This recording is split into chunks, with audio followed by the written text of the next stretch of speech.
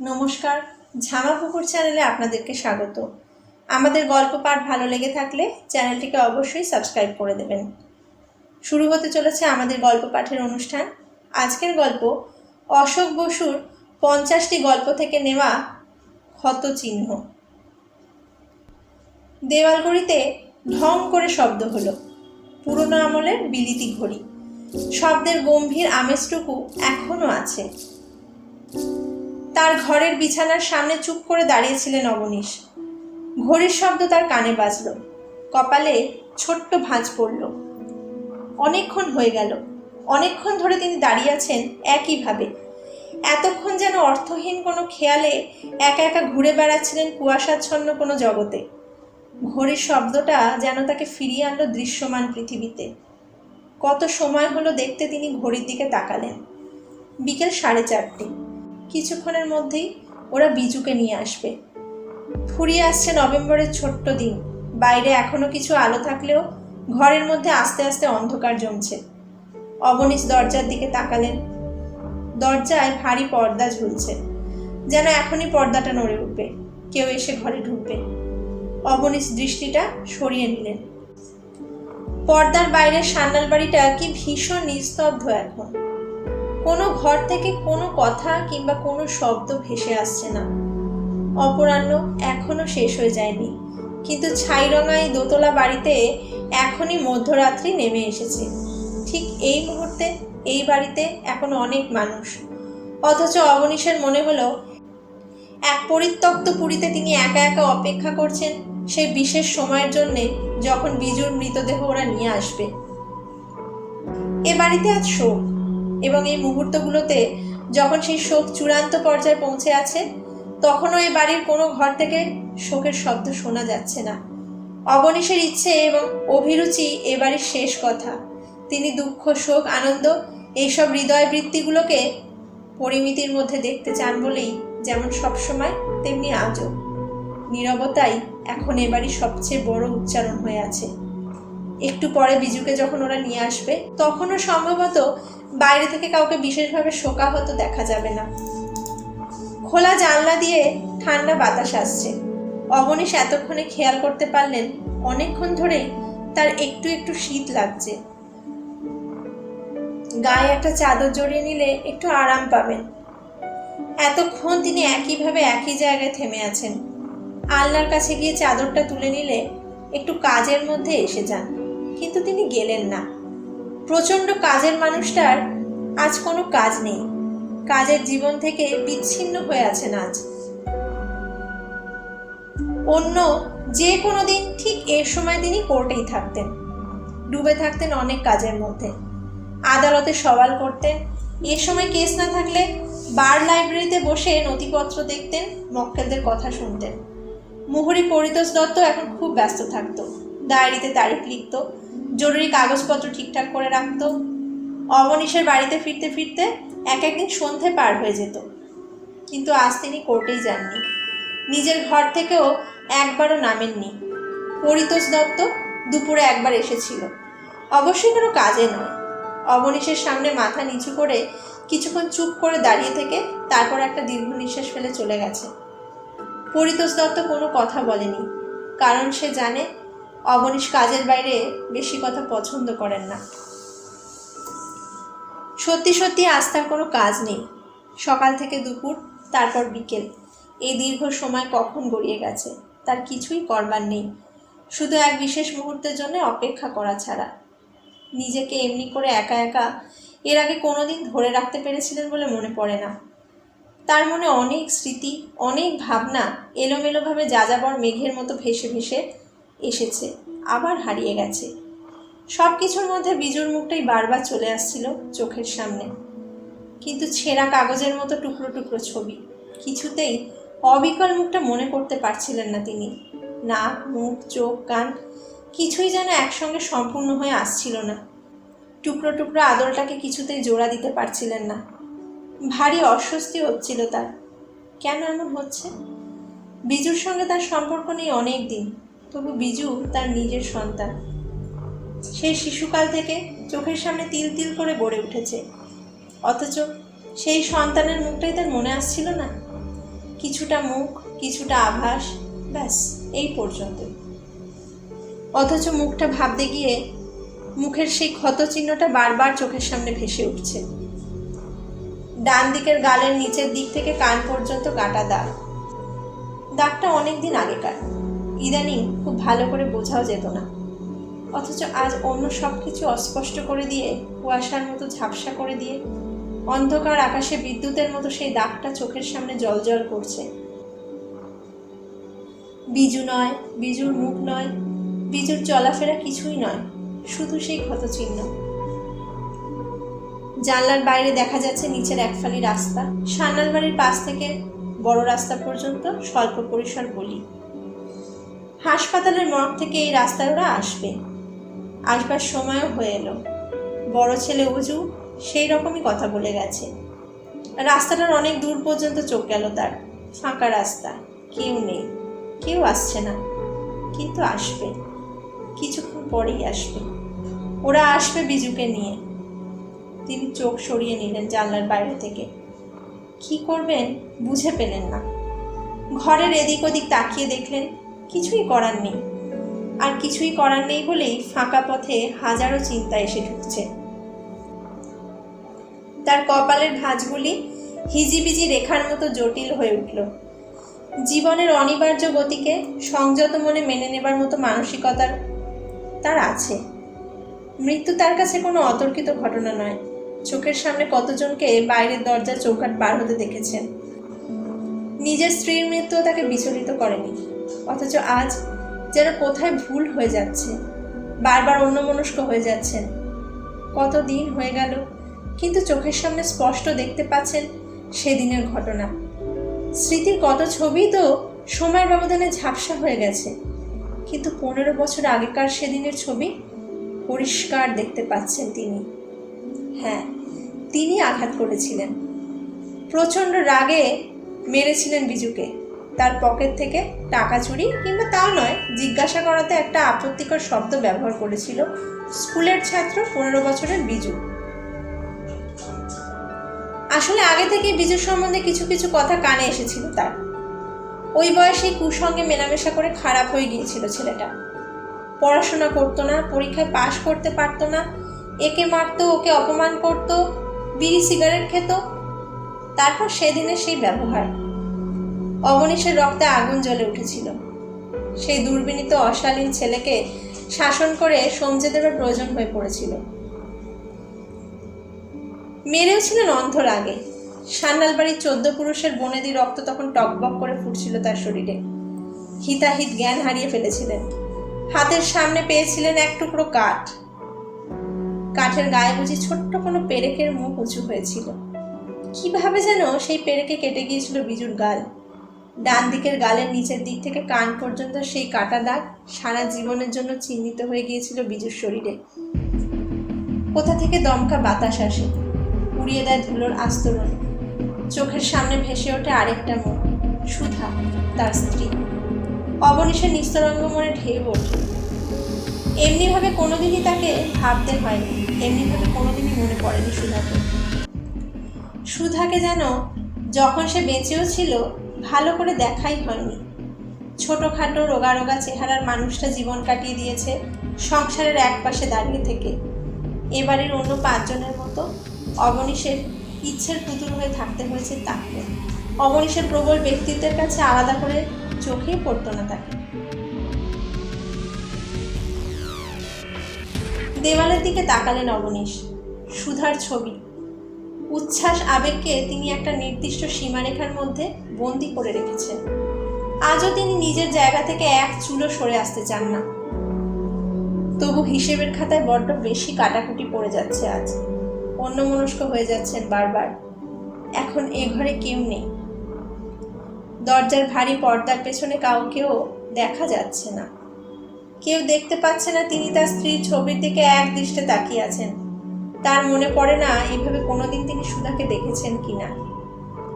কিছু মনে পড়ে, কিছু মনে পড়ে না। কে এই ছবি স্টুডিও থেকে এনলার্জ করে এনেছিল, কে তার ঘরে টাঙিয়ে দিয়েছিল, মনে পড়ল না তার। ছবিটা যেন আজ এতদিন পরে তাকিয়ে দেখছেন। বিয়ের পরপরই কোনো এক সময়ের তোলা ছবি। লাজুক লাজুক মুখে তাকিয়ে আছে সুধা। পাতলা ঠোঁটের কোনা একচিলতে হাসি যেন লুকোতে গিয়েও লুকোতে পারেনি। অস্পষ্টভাবে মনে পড়ে তার পিস্তুত ভাই নিখিলেশ, খুব সম্ভবত নিখিলেশই ছবিটা তুলেছিল জোর করে। সুধার ছবির দিকে তাকিয়ে তাকিয়ে অবনীশ ভাবছিলেন, কিংবা ভাবছিলেনও না, স্মৃতির অস্পষ্ট অন্ধকারে তিনি হারিয়ে যাচ্ছিলেন।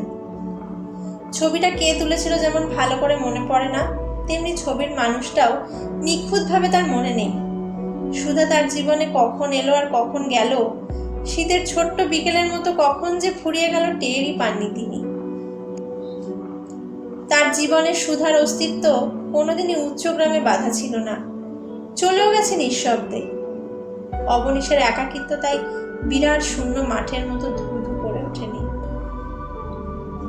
অথচ আজ এই ফুরিয়ে আসা অপরাহ্নে নিজের ঘরে একা একা দাঁড়িয়ে থেকে অবনীশ প্রচলিত ধারণার বাইরে স্মৃতিকে খুঁজতে চাইলেন। যে সত্যকে তিনি সম্মানিত করেছেন আজীবন, যার জন্য যে কোনো মূল্য দিয়েছেন, কঠিন হয়েছেন, অপ্রিয় হয়েছেন আপনজনের, সে কি তবে শরীরের বাইরের কোনো খণ্ডিত সত্য? মনের গহনে চেতনার গভীরে অন্য কোনো জীবন আছে কিনা তিনি জানেন না। জানেন না সুধার চোখে কোনো দিন কোনো বিষণ্ণ দুঃখের ছায়া পড়েছিল কিনা। বিজু সুধার শেষ সন্তান, সেই কনিষ্ঠ সন্তানের জন্য কোনো অসহায় অভিমান সুধার বুকে খাঁচার পাখির মতো ছটফট করতো কিনা তাও তিনি জানেন না।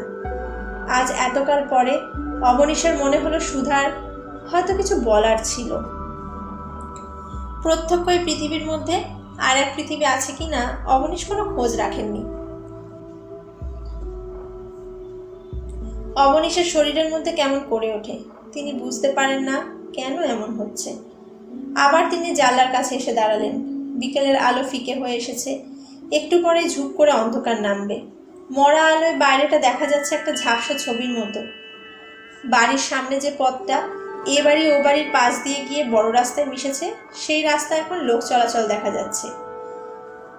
বেল বাজাতে বাজাতে একটা সাইকেল চলে গেল, দুটো বাচ্চা ছেলে খেলছে। একটা রিক্সা ঢুকলো, রিক্সার আরোহীকে দেখা যাচ্ছে, চেনা যাচ্ছে না। সময় হয়ে এলো, একটু পরেই ওরা আসবে, নিয়ে আসবে বিজুকে। চারজনের কাঁধে থাকবে বাঁশের খাটিয়ার ওপর সাদা কাপড়ের নিচে শায়িত থাকবে অবনীশের শেষ সন্তান। তিনি অপেক্ষা করে আছেন সেই সময়ের জন্যে। জানলার বাইরে যে পথটা অবনীশের চোখের সামনে ভাসছে, সেই পথ দিয়েই অজু নিয়ে আসবে বিজুকে। জানলার পর্দাটা টেনে দিলেন তিনি। ঘরের মধ্যেও আরও অন্ধকার ছমছম করে উঠল। আবার সরিয়ে দিলেন পর্দাটা। বাইরের খোলা পথটা ঝাঁপিয়ে এলো চোখের সামনে। সরে এলেন, চেয়ারের সামনে এসে দাঁড়ালেন। বসলেন না, টেবিলের কাছে গিয়ে একটা আইনের জার্নাল তুলে নিলেন। দু একটা পাতা উল্টে আবার রেখে দিলেন। কিছুই করার নেই, কিছুই করতে ইচ্ছে করছে না। এমনটি হয়নি কোনোদিন এইভাবে ভাবেননি। অথচ তিনি তো দিবালোকের মতো স্পষ্ট জীবনের নিয়মগুলো, কর্তব্যগুলো অক্ষরে অক্ষরে পালন করে গেছেন। তিনি শহরের নামকরা উকিল, প্রতিষ্ঠিত ব্যক্তিত্ব। পর্যাপ্ত পয়সা পেয়েছেন জীবনে। সংসারের কোনো প্রয়োজনে পয়সার অভাবে কোনোদিনই থেমে থাকেনি। বাবার আমলের পুরনো একতলা বাড়ি ভেঙে হাল ফ্যাশনের দোতলা বাড়ি করেছেন, জমি জমা করেছেন, একমাত্র মেয়েকে দেদার খরচ করে বিয়ে দিয়েছেন, সুধাকে গা ভরা গয়না গড়িয়ে দিয়েছেন। অন্য দুই ছেলে অজু আর সঞ্জু পড়াশোনা করে মানুষ হয়েছে, বিয়ে থা করে সুখে স্বচ্ছন্দে ঘর সংসার করছে। বড় ছেলে অজু ল পাস করে বাবার পথই ধরেছে। এখন আলাদাভাবে কিছু কিছু মামলাও তার হাতে আসছে। মেজ ছেলে সঞ্জু স্থানীয় কলেজের প্রফেসর। এ বাড়িতেই আলাদা আলাদা ঘরে বউ ছেলে মেয়ে নিয়ে দুই ছেলেই আছে। সবই করেছেন, সবই হয়েছে। শুধু যেটা করেননি, যেটা হয়নি, সেটা হলো অন্যায়ের সঙ্গে সমঝোতা। সেই জন্যেই 5 বছর আগে বিজু যখন জানা নেই শোনা নেই একটা মেয়েকে বিয়ে করে নিয়ে এলো বাড়িতে, সেদিন ছেলেকে এক বস্ত্রে বাড়ি থেকে বিতাড়িত করতে এতটুকু দ্বিধা হয়নি তার। শুধু তাই নয়, বিজুকে বলে দিয়েছিলেন অতঃপর ছেলের মুখ দর্শন করা তার অভিপ্রেত নয়। তিনি যতদিন বেঁচে থাকবেন সান্যাল বাড়ির দরজা বিজুর জন্য বন্ধ থাকবে। অবনীশ ফেলে আসা জীবনের পরিত্যক্ত পথ দিয়ে হাঁটেন। সুধা মারা যাবার বছর 2 পরের কথা, তাও 5 বছর হয়ে গেল। তার ঘরের সামনে বারান্দায় তেজি ঘোড়ার মতো ঘাড় বেঁকিয়ে উদ্ধত ভঙ্গিতে দাঁড়িয়ে আছে বিজু। পাশে মাথা নিচু করে দাঁড়িয়ে আছে একটি অল্প বয়সী মেয়ে, মুখটা ঘোমটার আড়ালে ঢাকা। দেখেই বোঝা যাচ্ছে ঘোমটাটা প্রথম মাথায় উঠেছে। তিনি শুনেছেন মেয়েটি বাজারের মিষ্টির দোকানের হরিপদ ঘোষের মেয়ে, যাতে মেলে না। বংশটারও মর্যাদাগত পার্থক্য অনেক। এমন মেয়ের সঙ্গে আত্মীয়তার সম্পর্ক স্থাপনের কোনো প্রশ্নই আসে না।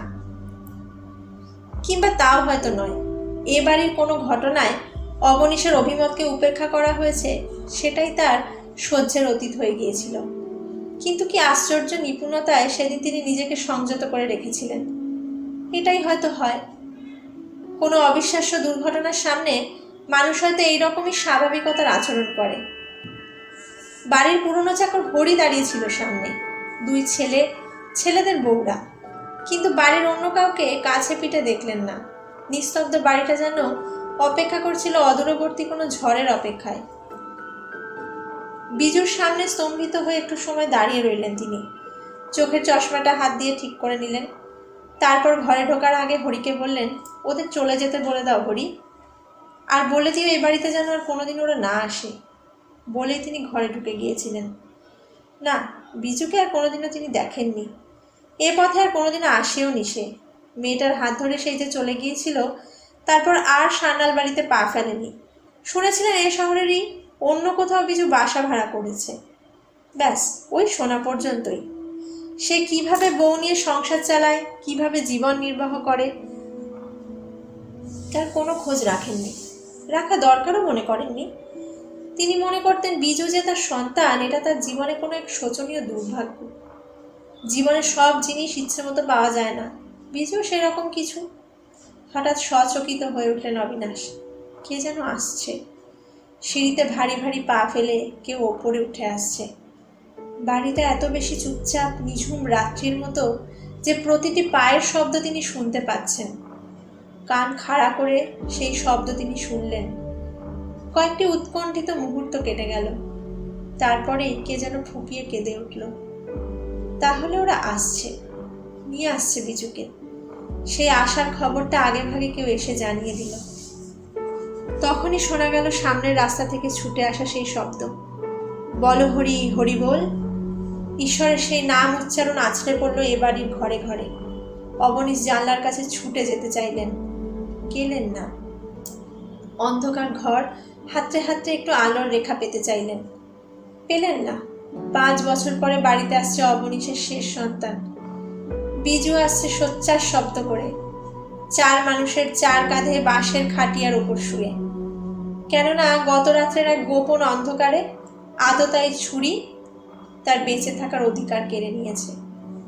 বিজু খুন হয়েছে, কিন্তু সেই খুনের খবর হয়তো মনের অগোচরে তিনি প্রস্তুত ছিলেন বলে তার কাছে আচমকা মনে হয়নি। তিনি জানতেন এইভাবে একদিন বিজুর খেলা শেষ হয়ে যাবে। অন্ধকার জগতের নিষিদ্ধ জীবনের আলো অন্ধকারই দপ করে নিভে যায়। অন্যায় আর অসত্যের জন্যে খুব বেশি সময় কোনোদিনই বরাদ্দ থাকে না। ইদানিং বিজুর সম্বন্ধে অনেক কথাই কানে আসতো। শহরের খারাপ অঞ্চলের আরো খারাপ লোকের সঙ্গে তার ঘোরাফেরা ছিল। গুন্ডামি, ছিনতাই, স্মাগলিং, খারাপ সবকিছুই তার জীবনের সঙ্গে যুক্ত হয়ে গিয়েছিল। সেসব কথা না শুনতে চাইলেও তার শুনতে হতো। ছোট্ট শহরের জানাশোনা খোঁজ খবরের পরিধিও খুব ব্যাপক নয়। কথা চালাচালি হতে খুব বেশি সময় লাগতো না। বাবা, দরজার সামনে এসে কে যেন থামলো। অবনীশ তাকিয়ে দেখলেন দরজার দিকে। পর্দার পেছনে একজোড়া পা থেমে আছে, তাকে ডাকতে এসেছে কেউ।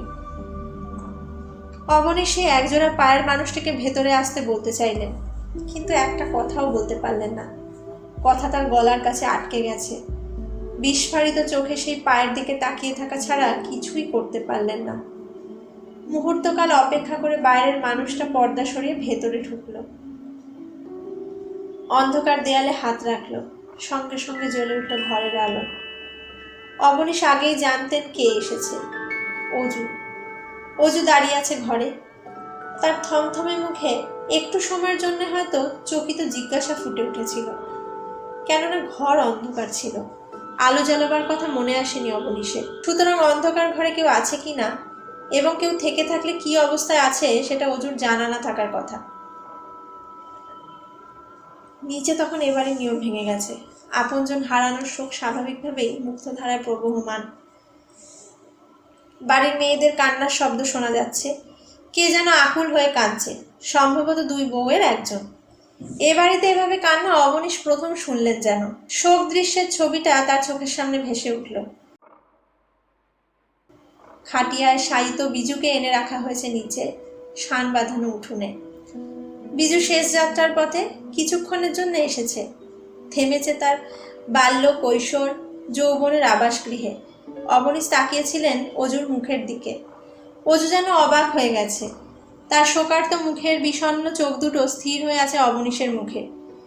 সে তার বাবার চেনা চেহারাটা যেন খুঁজে পাচ্ছে না। তার মুখে মমতার ভঙ্গি ফুটল। একটু এগিয়ে এলো অবনীশের দিকে। বাবা, একটু নিচে যেতে হবে যে, ওরা এসেছে। অবনীশ চুপ করে থাকেন। তিনি জানেন নিচে যেতে হবে তাকে, একবার শেষ দেখতে হবে নিজের সন্তান। এই সংস্কার। মৃত্যু এসে পরিশুদ্ধ করে দেহকে। সে তখন আচরিত জীবনের অতীত, সেই দেহের সঙ্গে বিরোধ রাখতে নেই। সব কিছুর ঊর্ধ্বে থাকতে হয় তখন। চলো বাবা, ওরা অপেক্ষা করছে। অজু বুঝিয়ে অবনীশের হাত ধরতে চায়, হাত ধরে নিয়ে যেতে চায় নিচে, কিন্তু হাত বাড়িয়েও টেনে নেয়, বলে তুমি এসো। অজু ঘর থেকে বেরিয়ে যায়। তার সময় কম। এখান থেকে মৃতদেহ নিয়ে শ্মশানে যাবে। নানা রকম আচার অনুষ্ঠান আছে, অন্ত্যেষ্টির নানান ব্যবস্থা জোগাড় যন্ত্র তাকেই করতে হবে। অবনীশ পাথরের মূর্তির মতো দাঁড়িয়ে থাকেন। এবার তাকে নিচে নামতে হবে।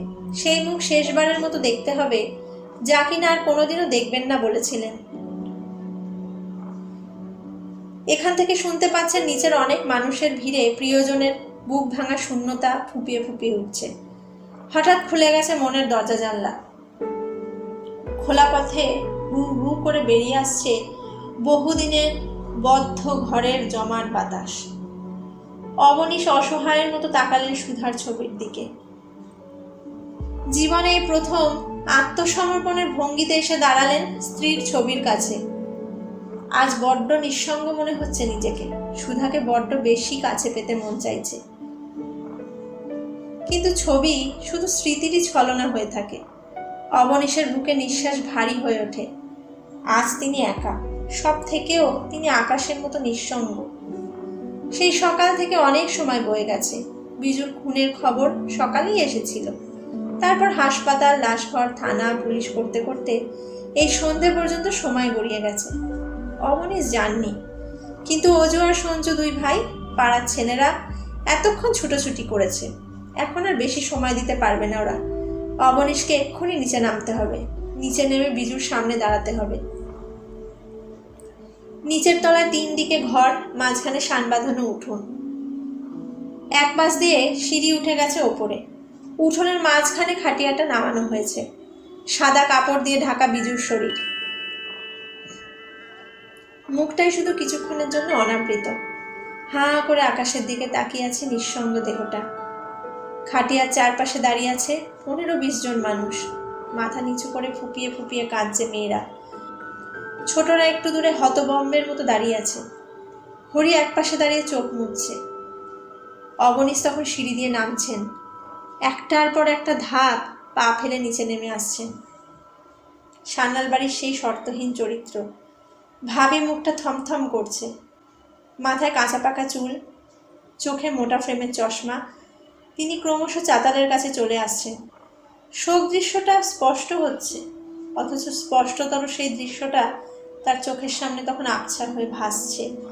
স্মৃতি, চেতনা, বুদ্ধি সবই একটা সাদা কাগজের মতো রেখাহীন, বর্ণহীন, অর্থহীন হয়ে গেছে। তিনি বিজুর মৃতদেহের সামনে মাথা নিচু করে দাঁড়িয়ে রইলেন। একটু পরে ওরা যখন খাটিয়াটা নিয়ে গেল হরিধ্বনি করতে করতে, আরেকবার দুলে উঠল কান্নার নদী। বিজু চলে গেল চিরদিনের জন্যে। তখনও তিনি দাঁড়িয়ে রইলেন। তারপর এক সময় আস্তে আস্তে বিরাট ধ্বংসস্তূপের মধ্য দিয়ে অস্থিপঞ্জরে জোড়া লাগা মানুষটা হাঁটতে হাঁটতে ওপরে চলে এলেন। ঘরে ঢুকে চুপ করে দাঁড়িয়ে রইলেন। এখনো তার চোখের সামনে ভাসছে ক্ষত চিহ্নটা। সারাদিন ধরে অন্য সব কিছু ঝাপসা করে দিয়ে যে চিহ্নটা জলজল করে ভেসেছে চোখের সামনে। 5 বছর আগে তিনি বলেছিলেন আর কোনোদিন বিজুর মুখ দর্শন করবেন না। তার কথা তিনি রেখেছেন। তিনি একটু আগেই বিজুর সামনে মাথা নিচু করে দাঁড়িয়েছিলেন, কিন্তু তার চোখের পাতা বন্ধ ছিল। তিনি জানতেন চোখের পাতা খুললেই বিজুর নিস্পন্দ মুখ নয়, সেই ক্ষত চিহ্নটাই শুধু দেখবেন। ডান গালের পাশ থেকে কানের নিচ পর্যন্ত গভীর কাটা দাগ। তার বহুদূর বিস্তৃত শিক্ষা, অহংকার, ব্যক্তিত্বের ওপর বিধ্বংসী ঝড়ের মতো আছড়ে পড়বে সেই কাটা দাগ। তবু দমকা হাওয়া ওঠে, সমস্ত চেতনা জুড়ে ঘটে যায় এক নিঃশব্দ বিস্ফোরণ। তথাপি সেই কাটা দাগ তিনি দেখছেন, তার বুকের মধ্যে কেমন করে উঠছে, দৃষ্টি আবছা হয়ে আসছে। তিনি জানেন না এরই নাম কান্না কিনা, এই আলোড়িত হৃদয়ের নাম পিতৃত্ব কিনা। কেননা গভীরতর কোনো কোনো শোক দেখা যায় না, বোঝা যায়। বুঝতে পারে সেই যার বুকের মনের সত্তার অনেক গভীরে ধী ধী করে বহ্নিমান চিতার মতো জলে কোনো পরাজিত ব্যক্তিত্বের ক্ষত চিহ্ন।